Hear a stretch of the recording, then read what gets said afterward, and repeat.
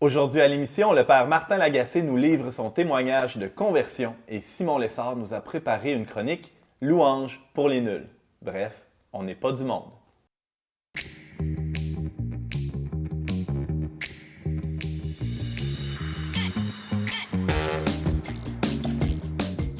Bonjour à tous et bienvenue à votre magazine Foi et Culture. Ici Antoine Malenfant, votre animateur pour cette émission. Il sera question de musiciens qui se tournent vers Dieu. Et nous avons avec nous Brigitte Bédard. Allô? Salut Antoine, ça va? Ça va très bien. Aujourd'hui, tu nous fais découvrir... Sainte-Cécile de Rome. Sainte-Cécile de Rome. Ouais. C'était une femme forte, ça. Ah, elle avait du power, elle avait du torque. Ah ouais. Là, Comme on dit en bon français. Ouais. Une martyre, mais patronne des musiciens, des poètes, des luthiers et voilà, tous ceux qui sont autour de la musique. Pour cette émission, justement, sur le thème de la Ouais. musique. Ouais. Merci d'être là. Ça va être un peu plus tard dans l'émission. Ouais. On a aussi Simon Lessard. Bonjour, Simon. Allô, Antoine? Tu joues d'un instrument, toi, Simon? Pas vraiment. Ben, je chante. C'est peut-être même le plus noble de tous les instruments que ben, Dieu ça lui-même dépend- a créé, Ça la dépend voix. comment tu chantes. Ça dépend comment tu chantes. Il paraît que Pierre Jojo Frassati chantait le Bienheureux. Là. Il Ouais, chantait ouais. très fort, mais très faux aussi. Ah. Donc, Il est saint pareil? Non, il est Bienheureux. saint pareil, comme quoi il y a de l'espoir pour tout le monde au royaume des cieux. Ah, ben, gloire à Dieu. Simon, aujourd'hui, tu abordes le terme ou le concept de la louange. Oui, la louange. Je suis convaincu, Antoine, que c'est le secret de la joie chrétienne.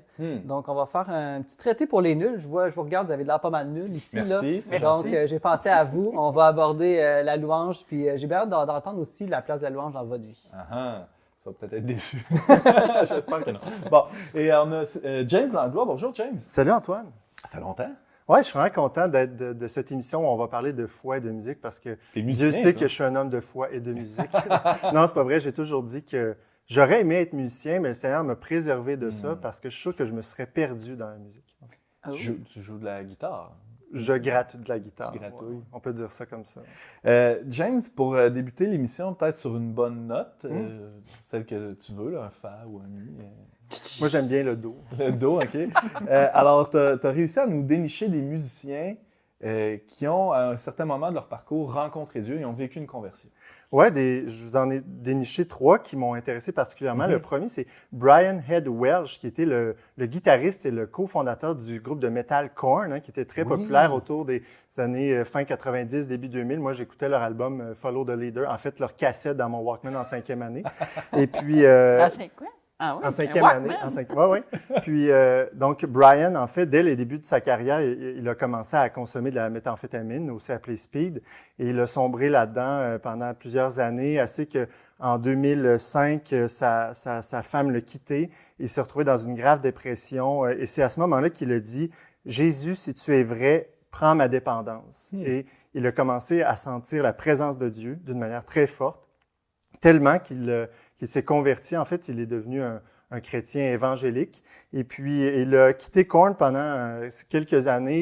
Il a parti sa carrière solo, mais il a réintégré Korn 13 ans plus tard, en 2013. Et moi, je trouve que c'est impressionnant parce que, tu sais, avoir une carrière comme ça dans un groupe de métal, Des tournées internationales, c'est ça, c'est puis gros. Là, ouais. avec une image, tu sais, les tatous, tout ça. Puis là, dire finalement, j'ai rencontré Jésus-Christ, c'est quand même fort. Et il l'assume publiquement. Là, Encore aujourd'hui, il a fait un témoignage vidéo. Là. Vous savez, les témoignages sur les sofas, là, Oui, tu es oui, premier, là, on l'a connu comme ça, entre autres. Là. La deuxième personne, très connue, en fait, surtout pour la génération de Brigitte, ici, Merci. C'est, J'aime ça quand tu me pointes comme ça. c'est Bob Dylan, hein, qu'on connaît à Oh cause my du fameux God! Knocking on Heaven's Doors. Dis-moi pas. Et puis, qui était de confession juive à sa naissance, mais dans les années 70, il est devenu ce qu'on appelle un born-again Christian, donc ceux qui croient beaucoup au fait de reconnaître Jésus et qu'on renaît de nouveau à ce moment-là.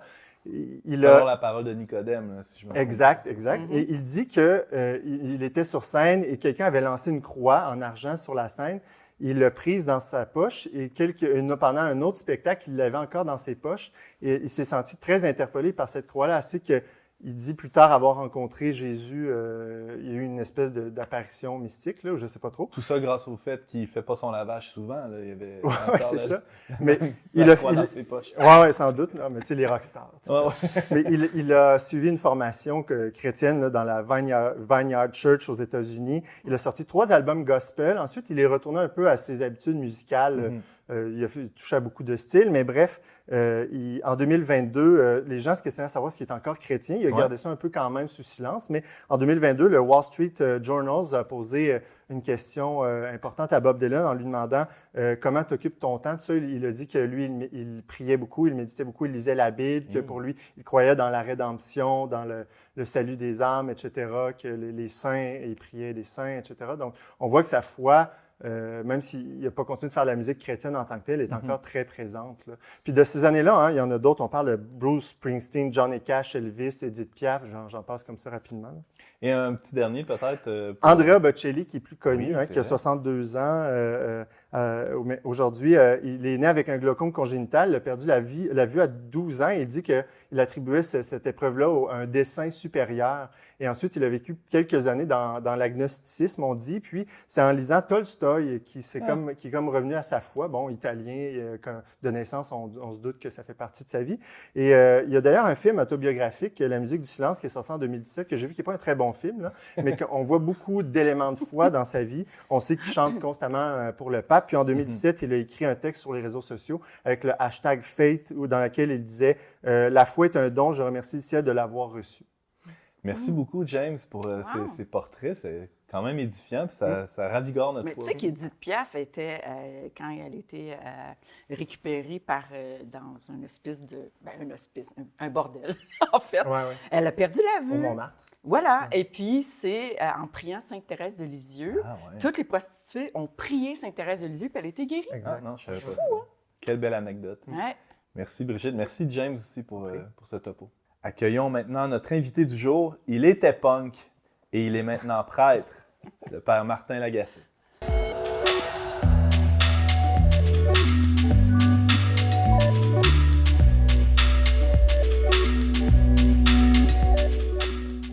Père Martin Lagacé, bonjour et bienvenue en N'est pas du monde. Merci de m'avoir invité. Très heureux de vous accueillir. Vous êtes prêtre de la communauté de l'Emmanuel depuis quelques années, quand même, le nom exact. 29. Ah, quand même, wow! Alors, après un passage en France, c'est à Québec que vous posez vos pénates pour poursuivre votre ministère auprès de la paroisse Saint-Thomas d'Aquin. Tu sais que les pénates, c'est des idoles païennes. Ah, pardon!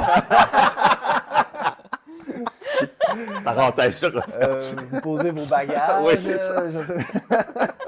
Alors, j'ai devant moi clairement un homme serein, joyeux, mais pour arriver à ce point, il y a eu tout un parcours plus houleux. Partons du début, peut-être par Martin Lagacé, d'où vous venez. Comment a commencé ce parcours de foi qui nous mène à aujourd'hui? Ah, ben, moi, j'ai grandi dans un milieu catho des années 60. Mon père a été organiste d'église toute sa vie. Donc, j'aimais bien Jésus quand j'étais petit. Je priais pour que les Canadiens gagnent, puis ça marchait. Il faudrait que je m'y remette. Oui, hein, ça fait longtemps que tu as prié pour les Canadiens. Ouais. Et puis, voilà. Puis j'ai eu, quand j'avais 6 ou 7 ans, je suis allé au cinéma. Mes parents m'ont amené voir Ben-Hur. Et Ben-Hur, ça a été ma première rencontre avec Jésus. Et on voit presque pas Jésus dans ce film. C'est assez étonnant. Comme mise en scène, c'est génial. Ouais.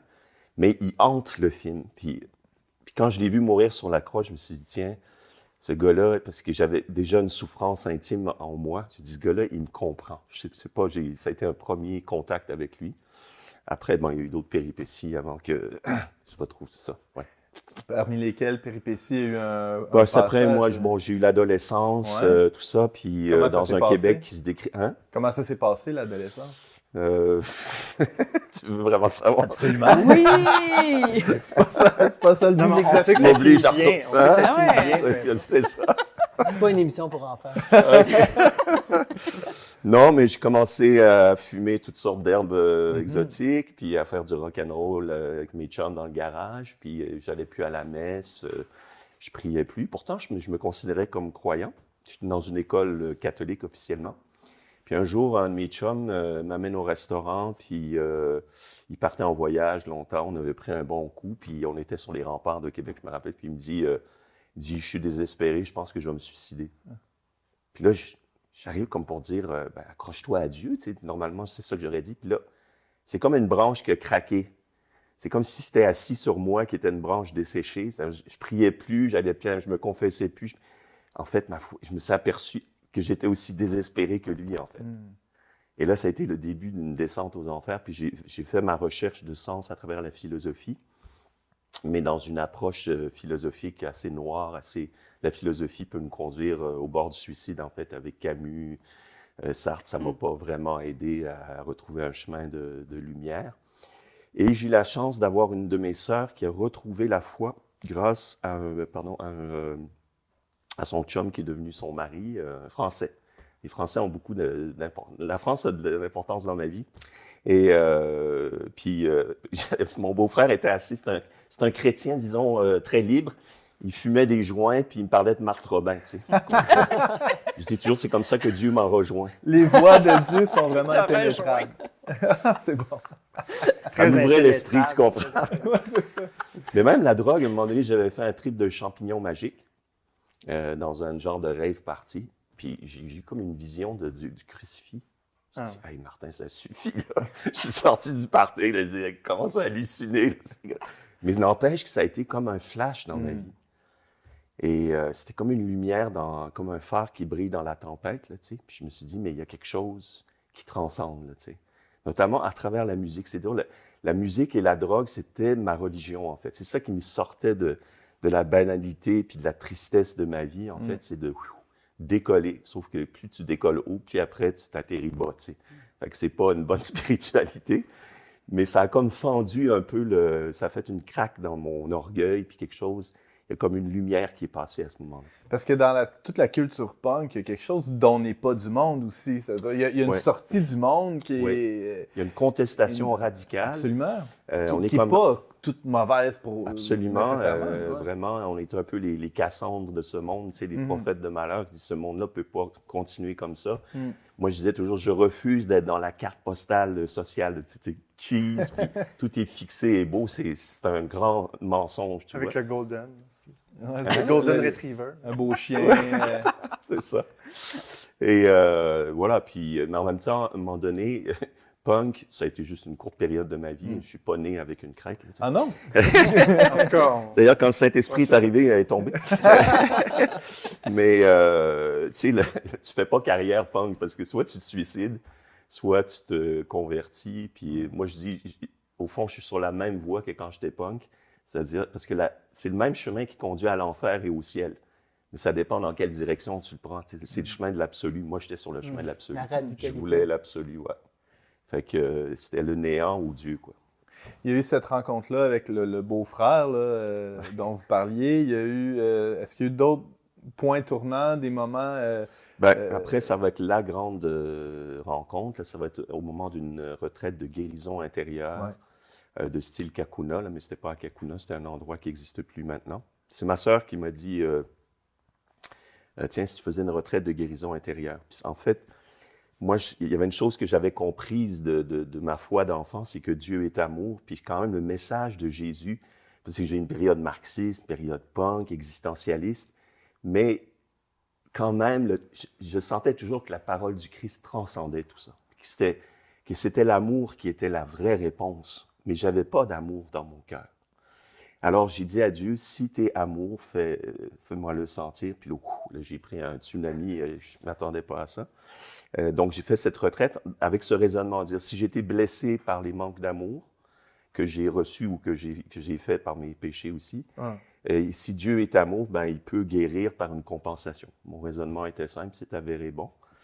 Et puis, je suis arrivé donc dans cette retraite, puis il y avait une jeune fille qui avait des beaux yeux bleus, qui jouait de la guitare. Et donc, on s'est devenus copains. Et puis, heureusement qu'elle était là parce que c'était vraiment très, très quétaine. Tu sais, comme je me rappelle, il y avait une Sainte Vierge en plâtre avec des bougies qui clignotaient. Tu sais. Moi, j'arrivais des boîtes de nuit à Montréal, tu sais, puis j'avais du Corée-du-Ville à Québec. Oui, c'est ça. Fait que, c'était un peu... Mais je me suis dit, Jésus est né dans une crèche, donc c'est la pauvreté. J'avais compris ça aussi. Fait que, puis un bon jour, elle me dit, tu sais, je prie beaucoup pour telle personne dans la retraite. Et puis, je me disais intérieurement, j'espère qu'elle prie pour moi. Tu sais. Puis, elle me regarde droit dans les yeux, puis elle dit, toi aussi, je te porte. Et curieusement, c'est la torpille qui m'a touché et coulé, quoi. Parce que, je sais pas, c'est dans son regard. Puis, des années après, j'ai réfléchi, parce que c'est une parole maternelle, en fait. Toi aussi, je te porte. Puis moi, ma grande blessure, c'est que ma mère m'a rejeté dès le sein maternel. C'est-à-dire qu'elle me l'a dit, elle n'a pas voulu de moi, elle est même allée voir le médecin qui a dit pour avorter, puis le médecin il a dit « Moi, je ne fais pas d'avortement ». Et puis ça l'a calmé, comme je dis toujours, ce médecin-là, il ne savait pas qu'elle avait sauvé un prêtre. Mais ma grande blessure, elle est là. Puis là, cette jeune fille qui avait ses beaux yeux bleus, en fait, ça a été comme l'icône de la Vierge, je pense, de Marie, tu vois, qui disait « Mais moi, je te porte, je t'aime, je t'accueille et je te donne une nouvelle naissance, au fond. » Et le Saint-Esprit est passé à travers ça. Puis là, j'ai senti l'effusion de l'Esprit, puis j'ai senti le début de la grande déchirure, le zipper commençait à monter, là, que le Seigneur allait faire une œuvre de retissage de mon cœur. De guérison, ouais. Et de là à devenir prêtre, il y a quand même un pas important. Oui, c'est ça. Puis, qu'est-ce qui fait qu'on décide de consacrer sa vie au service de Dieu? Toujours ce chemin d'absolu, cette recherche un peu folle, parce que quand je me regarde, je ne suis pas du tout fait pour l'absolu. Je me demande encore comment je suis là, mais bon. Mais c'est le fait que j'ai, comme dit Paul, le Christ m'a aimé, s'est livré pour moi. Et c'était comme une répondre à l'amour par l'amour du don de soi. Ouais. Un autre raisonnement fou que j'ai fait, puis que apparemment c'était le bon aussi. Là. Et voilà, fait que c'est comme ça. Puis surtout, j'ai fait une école d'évangélisation juste après ma conversion. Qu'est-ce que c'est, ça? Alors, c'était un programme de 9 mois que la communauté de l'Emmanuel proposait à des jeunes un peu partout. On devait être 10 ou 12 nationalités, je crois, sur 25 jeunes. Et il y avait de la formation, de la vie communautaire, puis de la mission. Et c'est dans la mission que j'ai fait l'expérience, comme dit Paul, malheur à moi si je n'annonce pas l'Évangile, mais que annoncer l'Évangile pouvait vraiment remplir mon cœur, que c'était une joie extraordinaire, d'annoncer le Seigneur. Puis je me suis dit, un prêtre, c'est un missionnaire, full équipe. Et puis j'étais dans la communauté de l'Emmanuel, je commençais un cheminement. Puis il y avait plein de jeunes hommes enthousiastes, puis la possibilité de vivre le sacerdoce dans une famille spirituelle, parce que c'était un peu ma blessure aussi, la famille. Donc, je n'aurais pas pu entrer dans un cheminement de prêtre classique, là, tu sais. Fait qu'il y avait tout ça qui me portait. Et puis, je rends grâce à Dieu parce que finalement, j'ai fait ma formation en Europe, j'ai été ordonné en Europe, j'ai fait du ministère pendant 11 ans. Et la communauté a décidé de se fonder à Québec. Donc, j'ai pu réunir mes origines humaines et ma famille spirituelle. Et puis, on est arrivé à Saint-Thomas, puis commencé une belle aventure. Avant l'émission, vous me disiez que vous avez à la maison une Telecaster. C'est une mythique guitare de rock, de rocker. Ouais. Donc, le rocker est resté rocker. Oui, puis justement, à Saint-Thomas, on a eu la Providence a amené pendant la COVID, on s'est retrouvés, en fait, des prêtres et des laïcs à vivre dans le presbytère, puis avec beaucoup de talent musical. Fait que j'ai dit, on va se faire une bonne louange. Puis là, on avait du djembé, du shaker, de la guitare, des bons chanteurs. J'ai dit, on va mettre ça en ligne. Puis là, ça a évolué. Puis finalement, on s'est monté un stage. Puis il y a un gars, André Nadeau, qui est arrivé avec son clavier. Puis là, on a commencé à faire de la belle musique chrétienne. Donc, je suis vraiment fier aujourd'hui. Puis des fois, je m'écoute, je me dis « Wow, t'es un rocker. » Martin, tu restes un rocker. Alors, vous avez un groupe qui s'appelle Bande de prêtres? Bande de prêtres? Ou... Oui, Bande de prêtres, oui. C'est un groupe un peu intermittent, disons, du spectacle. C'est surtout Lumière de la joie, qui est un podcast de louanges qu'on fait 4 jours par semaine pendant l'année scolaire, qui est vraiment un beau ministère. C'est vraiment un ministère musical. Comme je dis, c'est Jésus qui est la lumière des ondes.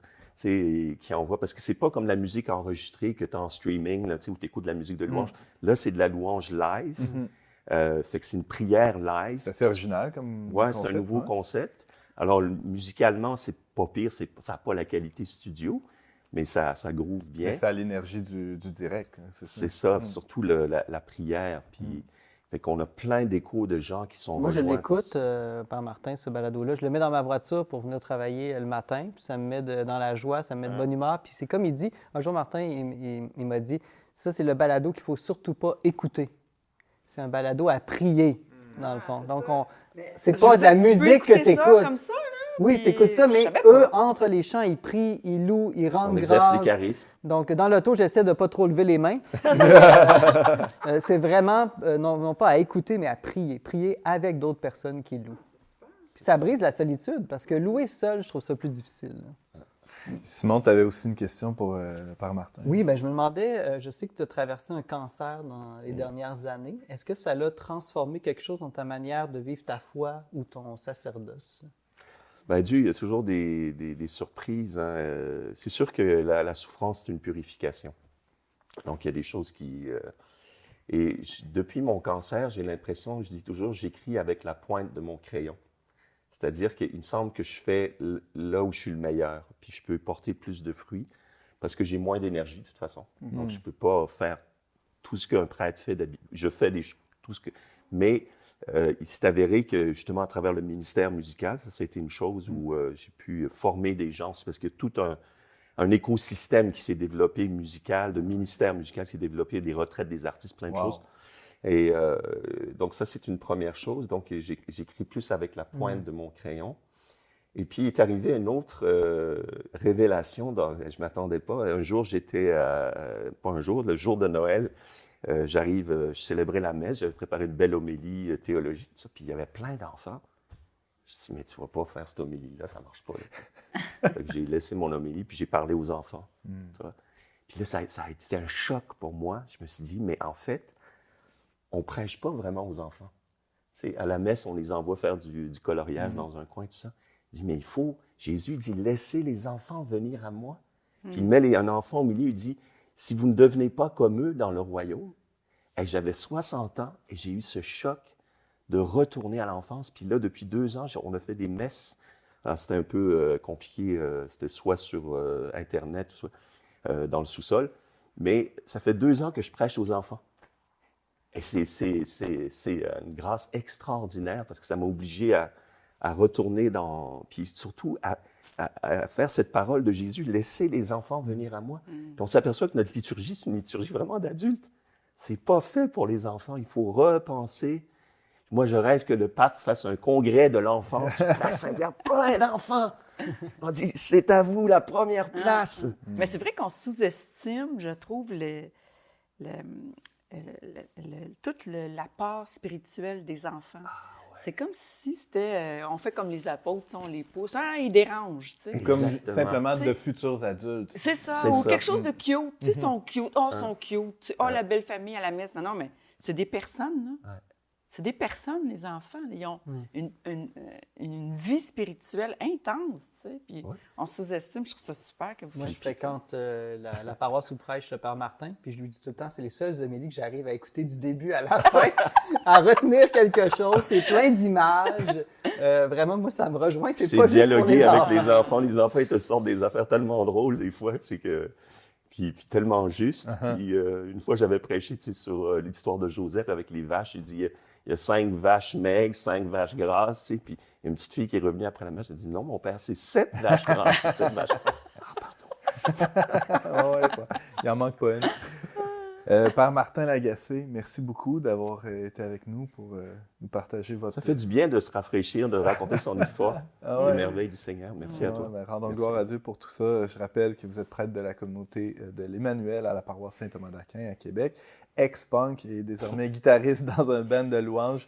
Et vous tenez le podcast Lumière de la joie, qu'on peut retrouver sur les plateformes de streaming. Merci d'avoir accepté d'être avec nous aujourd'hui.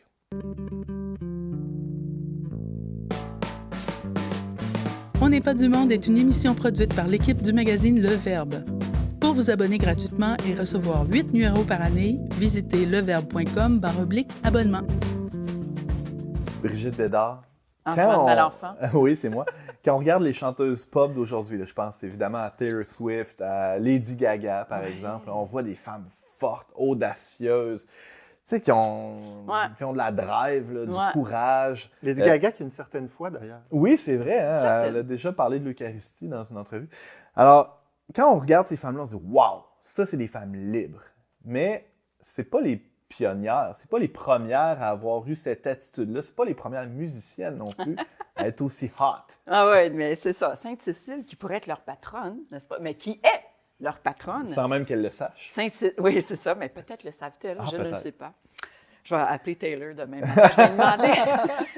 Mais c'est ça, Sainte-Cécile de Rome, parce qu'il y a eu plusieurs Sainte-Cécile, mais qui a été décapitée, là, mais d'une façon tout croche par un bourreau complètement déstabilisé. Il était même pas bon comme bourreau. Il était pas bon, mais je vais en reparler de ça. son martyr, mais juste pour dire qu'elle a été tuée en 230, c'est une martyre de l'Église catholique, vénérée par les orthodoxes aussi. Ah oui? On peut aller vénérer ses restes à l'église Sainte-Cécile de Trastevere à Rome, où on a retrouvé, en 1599, il y avait des fouilles, tout ça, puis on a retrouvé les restes de son corps qui était intact. Et donc, intact, elle a quand même été décapitée. Non, en fait, sa tête est restée là. Ah ouais? Parce que, justement, elle a été condamnée à la décapitation parce que c'était une noble romaine. Hein? C'était une citoyenne romaine. Donc, elle avait le privilège d'être décapitée. Mais elle a été torturée un peu avant parce que le préfet de Rome de cette époque-là a essayé de la dissuader, de lui faire peur. Mais c'est là qu'on voit la femme de caractère qu'elle était. Écoute, moi, quand je lis écoute, je vais vous lire un extrait là, de son procès, là, où 3-4 lignes, juste pour vous montrer cette jeune fille. C'est une jeune fille, là, elle était dans la fleur de l'âge, là, une jolie jeune fille en fleurs, tu sais. Et elle répond au préfet, il lui demande « Quelle est ta condition? » Et elle répond « Je suis libre, patricienne et clarissime. » En voulant dire, je suis claire, tu sais, moi, là, j'ai pas deux faces. Je suis celle que tu vois, tu sais. Puis là, il lui dit, c'est pas ça que je te demande, espèce d'insolente. Je te demande quelle est ta religion. Et elle lui répond, ta question était ambiguë et manquait de clarté. Elle répond ça. Mais elle sait qu'elle va mourir parce qu'elle veut pas renier sa foi au Christ. Puis elle le sait qu'à la fin, le préfet va lui demander de sacrifier aux idoles. Et elle va refuser. Puis son mari, son beau-frère, ils viennent de se faire tuer. Donc, il lui demande « D'où te vient une telle assurance? » Et elle répond « D'une conscience pure et d'une foi qui ne se cache pas. Tu sais, écoute, moi, là, je veux être comme ça.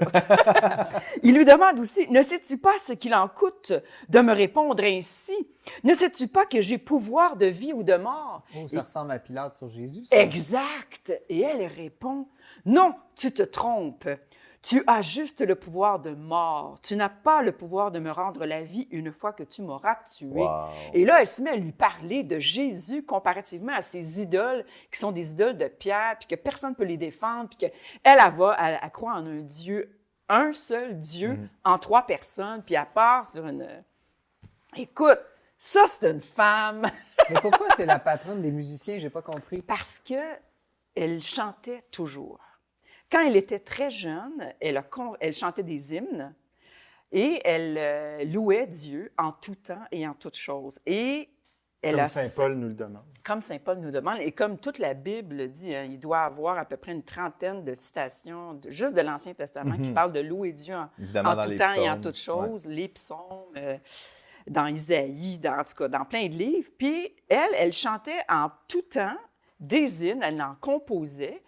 Elle a confié sa vie, elle a fait vœu de chasteté à Dieu. Elle a confié sa vie et son corps. Mais tu parlais de son mari tantôt. Bien, justement, c'est que, comme elle était patricienne, elle n'avait pas le choix, elle ne pouvait pas choisir de ne pas se marier, ça ne se faisait pas, et elle ne voulait pas déplaire à ses parents, donc elle a accepté de se marier avec Valérien, mais elle a fait promettre à Valérien de conserver sa chasteté en lui disant « Si tu me crois, si tu crois à mon Dieu, parce que lui, c'était un païen, si tu crois à mon Dieu, il va se manifester à toi et tu vas voir que c'est vrai et tu auras une couronne de gloire. » Il a dit « D'accord, si je le vois, je te crois et je vais le respecter. » Le soir même, le soir même, il fait un rêve hallucinant. Il voit un ange et il accepte de conserver sa virginité.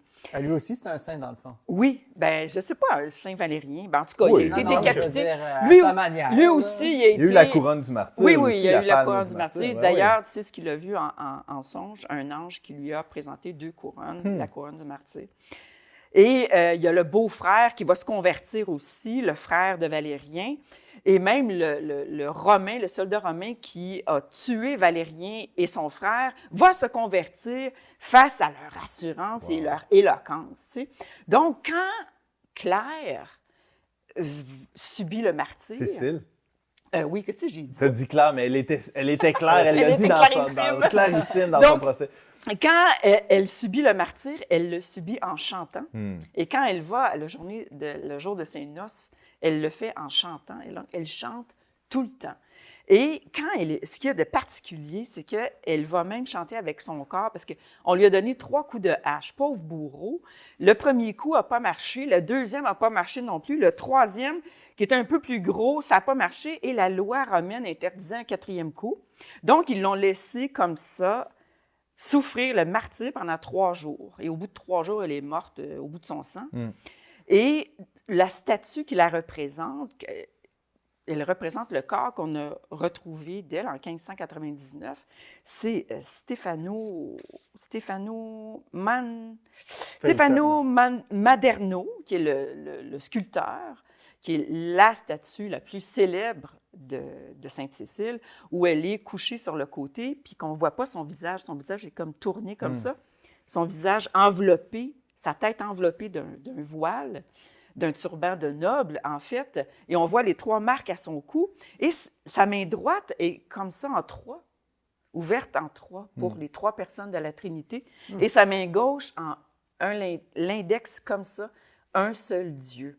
Alors, son corps a été retrouvé comme ça. Elle a prêché jusqu'à la fin. Elle a prêché Avec jusqu'à son la corps. fin. Je veux dire, toutes les femmes veulent être comme ça. Je veux dire, tu veux être une femme droite, une femme qui se tient debout, une féministe, une musicienne, une whatever. Une baveuse avec le pouvoir établi aussi. Exactement, exactement. C'est une punk. C'était une punk, c'est sûr.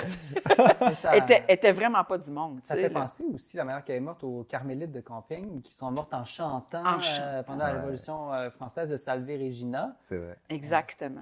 Fait que je me dis, mais quel modèle, quelle patronne extraordinaire pour les musiciennes d'aujourd'hui, les chanteuses, les poètes aussi. C'est la musicienne des poètes. Donc, je pense que, oui, c'est une femme à adopter chez soi. Sainte-Cécile de Rome, priez pour nous. Merci beaucoup, Brigitte. Ouais.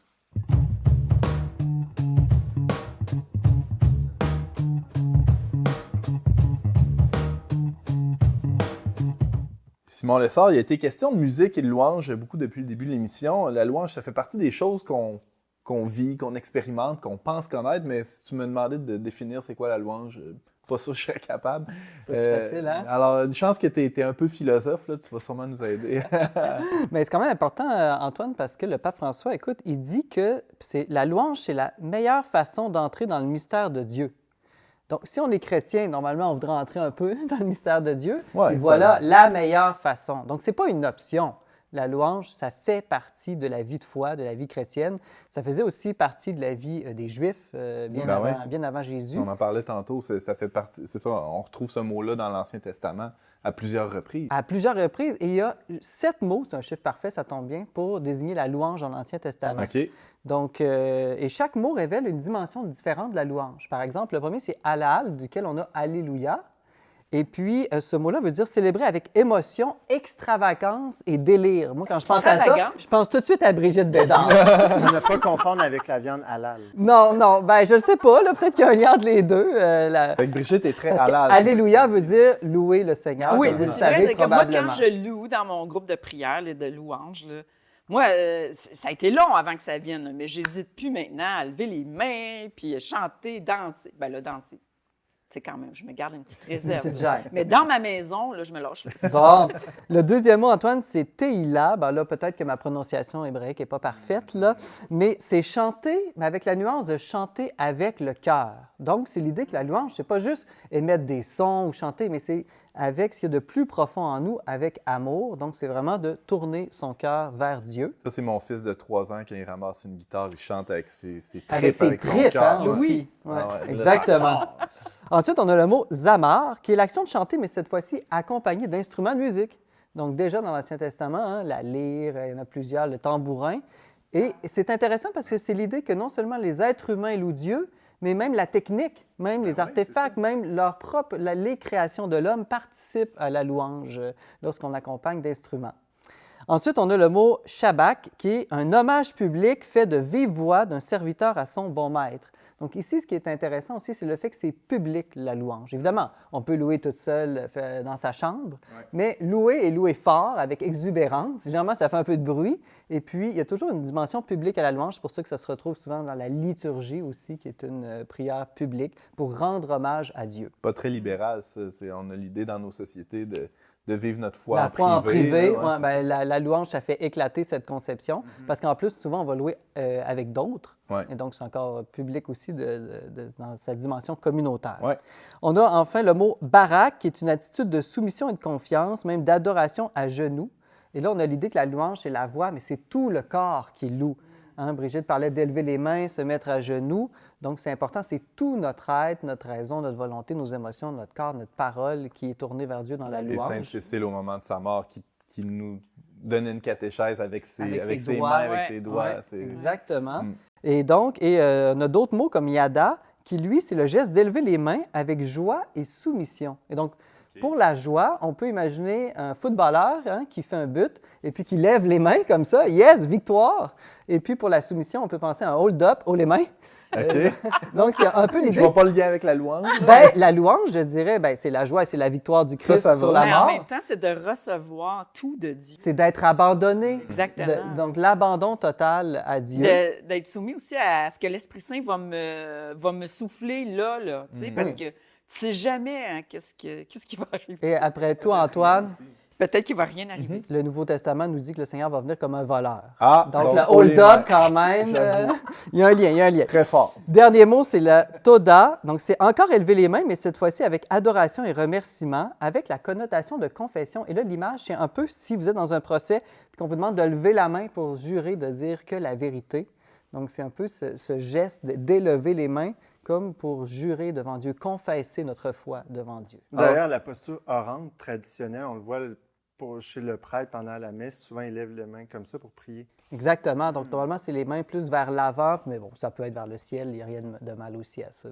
Là, on a vu différents sens de la louange, ou différentes racines étymologiques du côté hébraïque, mais mettons chez moi, là, ou dans mon cœur, d'où ça peut naître la louange? Parce que qu'est-ce qui me met dans un état de louange? Qu'est-ce qui peut être le moteur de ma louange? Parce que, mettons que je la vis pas, la louange. Là. Simon, aide-moi, s'il te plaît.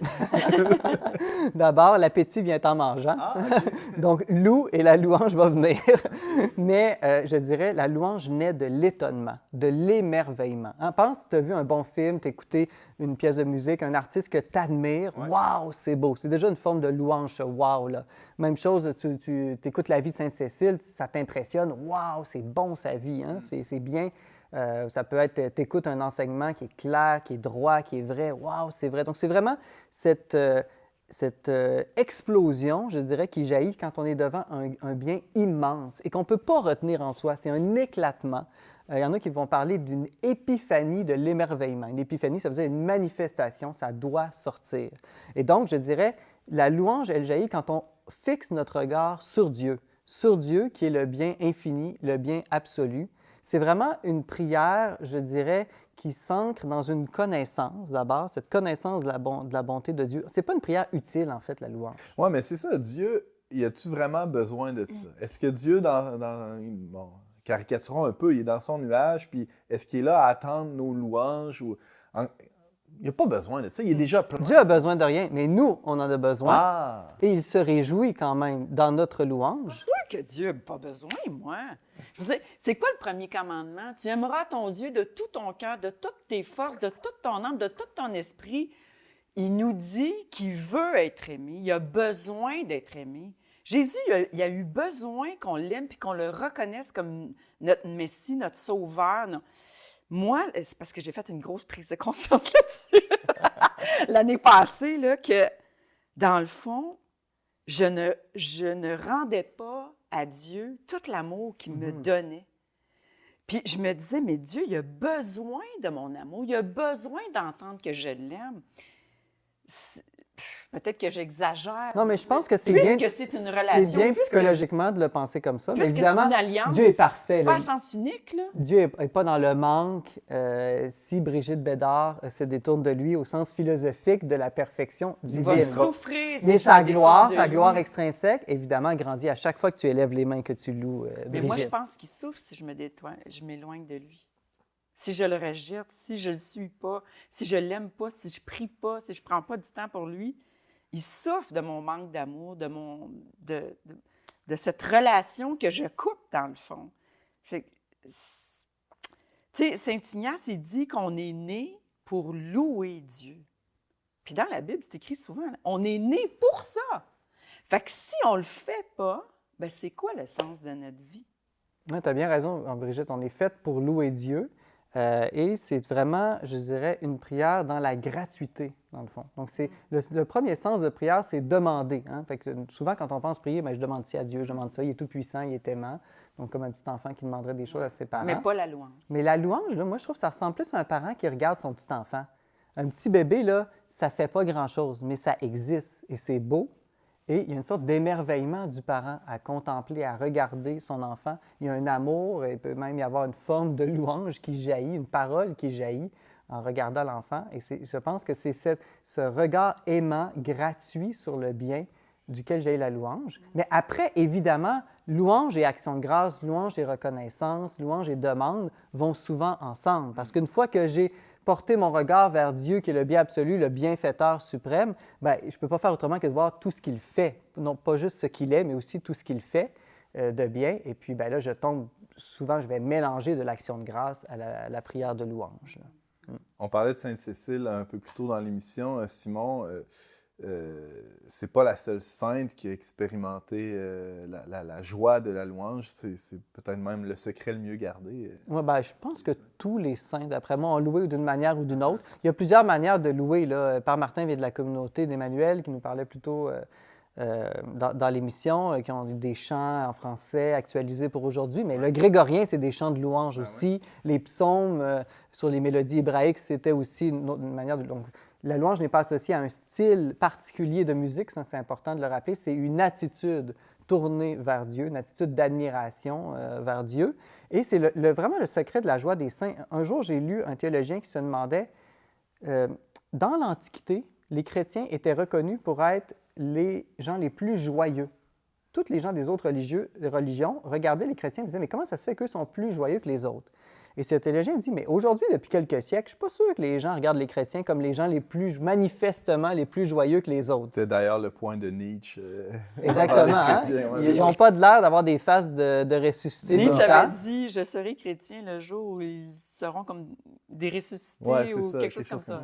Mais ce théologien-là, en creusant l'histoire de l'Église, a découvert une chose. D'abord, l'importance de la louange dans les premières communautés chrétiennes. Il suffit de lire les lettres de Paul pour voir qu'à tout bout de champ, il y a des hymnes, des cantiques, même chose dans l'Apocalypse. Dans les premiers livres liturgiques qu'on a retrouvés, ça déborde de chants de louange. Mais aussi le fait qu'il mettait une emphase particulière sur les vertus théologales, foi, espérance et charité, plutôt que sur les vertus morales dans l'Antiquité. Donc, la foi, l'espérance et la charité, c'est quoi? C'est « je crois Dieu, j'espère en Dieu, j'aime Dieu ». Donc, ça tourne mon regard vers Dieu, Dieu qui est parfait. Au lieu d'être tourné vers soi. Vers soi, les vertus morales qui ne sont pas mauvaises, hein? Le courage, la tempérance, la justice. Mais si je regarde ça, je vais regarder moi et nécessairement, je regarde un pécheur, un être imparfait. Donc, il y a des causes de tristesse. Et quand on lit une lettre de Saint Paul, c'est la même chose. La majorité de la lettre, elle nous parle du mystère de Dieu. À la fin, une petite section plus morale. Des fois, il varlope un peu. Oui, elle peut être intense, mais en proportion, hein, c'est pas 50-50. C'est au moins 3/4, 1/4, je dirais. Donc, c'est ça aussi le mouvement de la louange. C'est tournons notre regard vers Dieu et nous demeurerons dans la joie. Et comment faire? Bien, en louant, on s'assure de rester fixer les yeux sur Dieu. Simon, il y a tout un... Bon, tu disais au début, là, en tout début de chronique, que la louange, c'est une façon d'entrer dans le mystère de Dieu. Ouais. En tout cas, peut-être même la façon privilégiée. La meilleure selon le pape La meilleure. François. Ah, ben, ça doit être bon. Il y a quelque chose d'un avant-goût du ciel là-dedans aussi, là, si c'est vraiment une façon d'entrer dans le mystère de Dieu. Oui, parce que le ciel, c'est rien d'autre que être avec Dieu, être en communion avec Dieu. Et quand on y pense, Au ciel, là, il y a bien des activités qu'on fait sur Terre qu'on ne fera plus. Ah ouais? Ouais, ben, tout ce qui dépend de notre mortalité, de nos On va imperfections. être bien. Hein, mais là, je ne veux pas vous décevoir, là, mais manger, boire, dormir, d'autres activités pour engendrer la vie, disons. Tout ce qui dépend du fait qu'on a un corps mortel. Se laver. Travailler aussi, Avoir mal au demander cou. pardon. Au ciel, on ne fait plus de péché, on n'aura plus besoin de faire ça. Mais bref, quand tu enlèves tout ça de tes activités de la journée, hein, se transporter, il paraît que nos corps glorieux vont se transporter presque instantanément, très rapidement. Bon, c'est un mystère, évidemment, tout ça, mais qu'est-ce qui nous reste? Les choses qui sont bonnes et gratuites en soi, dont la louange. Donc, c'est très important parce que louer, c'est déjà commencer la vie céleste sur terre. Donc, c'est goûter, très imparfaitement, j'en conviens, mais à quelque chose du ciel sur terre. Et saint Augustin, lui, va dire que dans notre vie présente, il faut vraiment louer Dieu parce que l'allégresse de notre vie future va être une louange. Puis il ajoute, personne ne peut être adapté à la vie future s'il ne s'exerce pas dès maintenant. Donc, la louange, c'est s'exercer à la vie éternelle. Mais moi, j'ai déjà entendu un athée célèbre, je ne me rappelle plus lequel, là, mais il disait justement, moi, on m'a toujours dit que le ciel, là, c'était louer Dieu pour l'éternité. Il dit, moi, être à genoux pour l'éternité, puis louer Dieu, là, je trouve ça plate. Là. Bien, il va y avoir de la danse aussi. Hein? D'ailleurs, vous avez peut-être déjà vu les fresques de Fra Angelico qui dépeint les élus, les saints, mélangés avec des anges. Bon, évidemment, les anges n'ont pas de corps, mais c'est pour nous faire comprendre.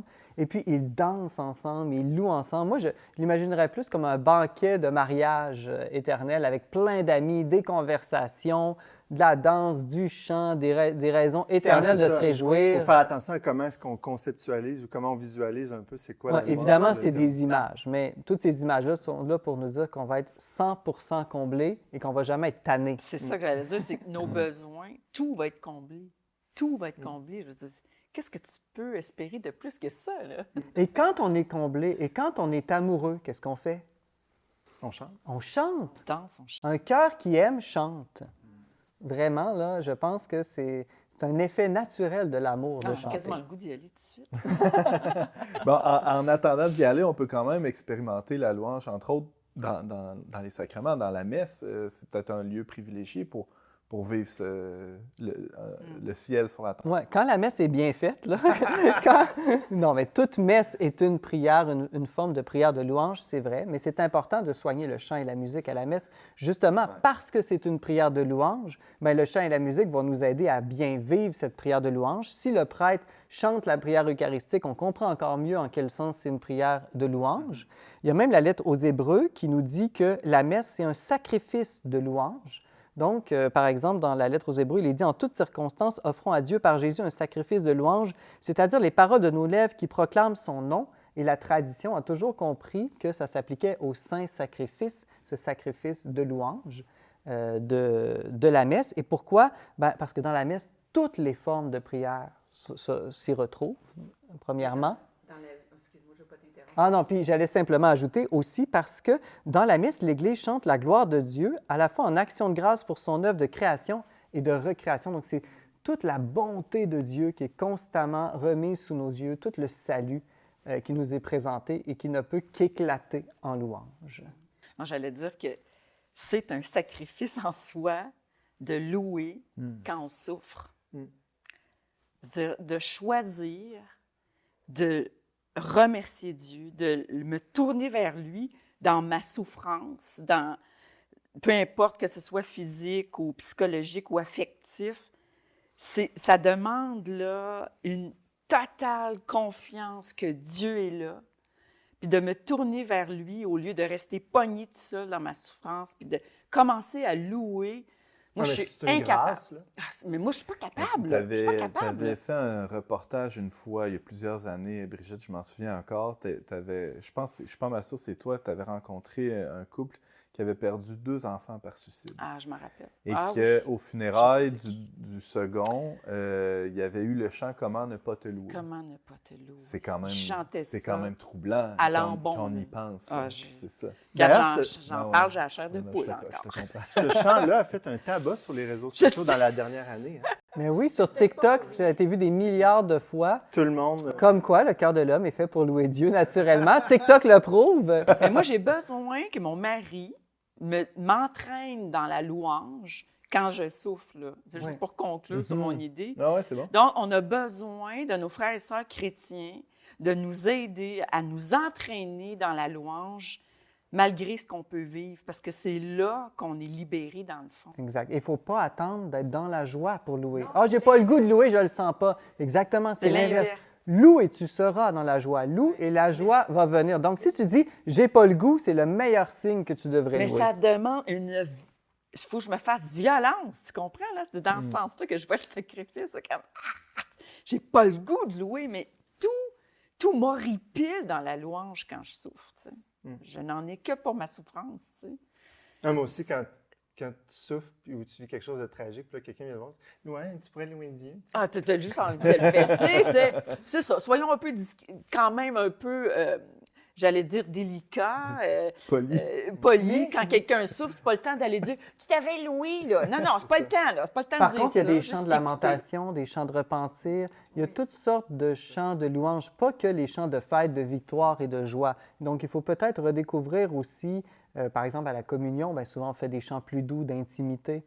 Donc, louange ne veut pas nécessairement dire seulement toujours joie et fête et tout va bien. Le psautier, c'est notre évêque de Québec ici, qui est Cardinal Lacroix, qui disait le psautier contient tous les états psychologiques de l'homme et nous aide à les transcender, tourner ces états-là vers Dieu. Oui, et les psaumes et la louange, ce n'est que des actes de foi, d'espérance et de charité qui nous tournent vers Dieu.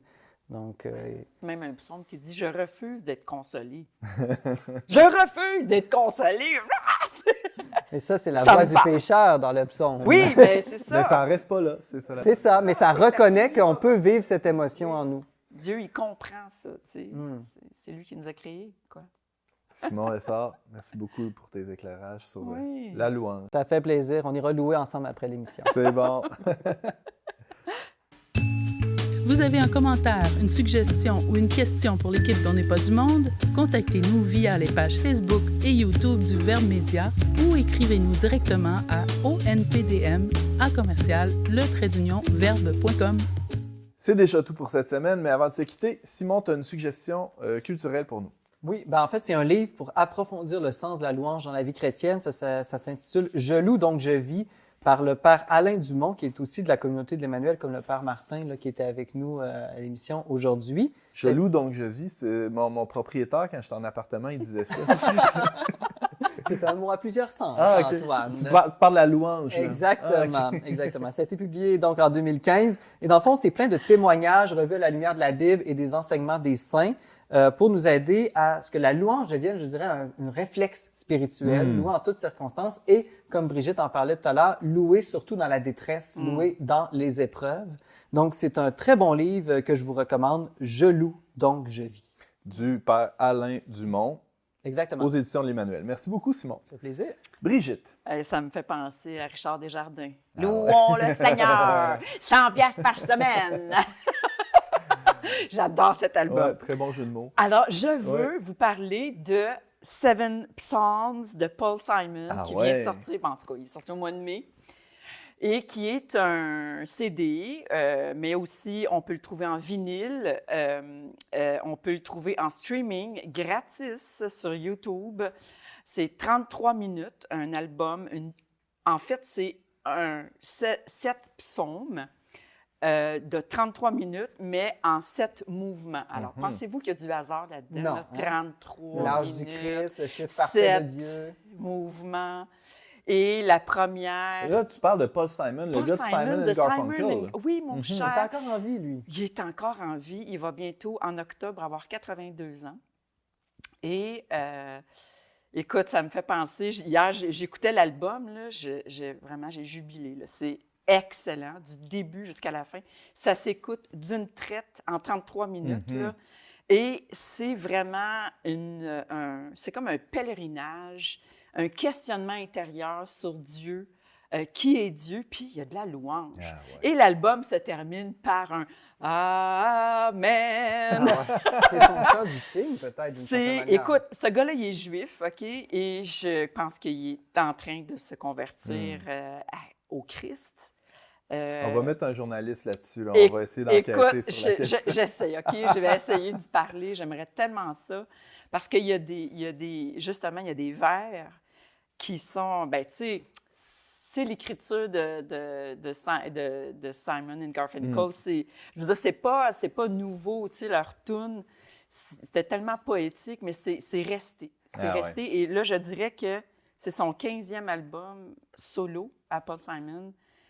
Il est en train de devenir sourd de l'oreille gauche et il s'est réveillé une nuit, en 2015. Il raconte ça sur YouTube. Il s'est réveillé une nuit et quelqu'un lui a dit « Tu écris 7 psaumes. » Mais il dit « C'est quoi ça, un psaume?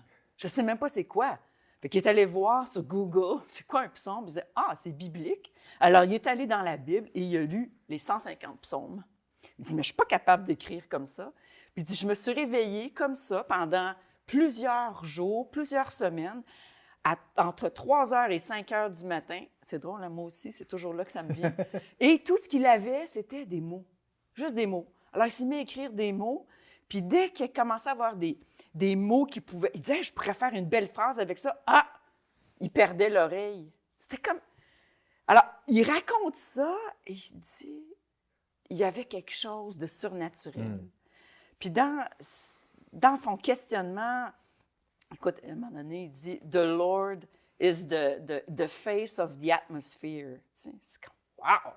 Il y a vraiment des vers incroyables. C'est à écouter et réécouter, c'est bon, c'est du bonbon. Merci beaucoup, Brigitte. Merci à vous d'avoir été avec nous aujourd'hui. Vous pouvez réécouter cette émission en format balado ou vidéo en tout temps sur Facebook, YouTube ou sur votre plateforme préférée. Pour tous les détails, visitez leverbe.com. On se retrouve très bientôt pour une autre émission dont n'est pas du monde.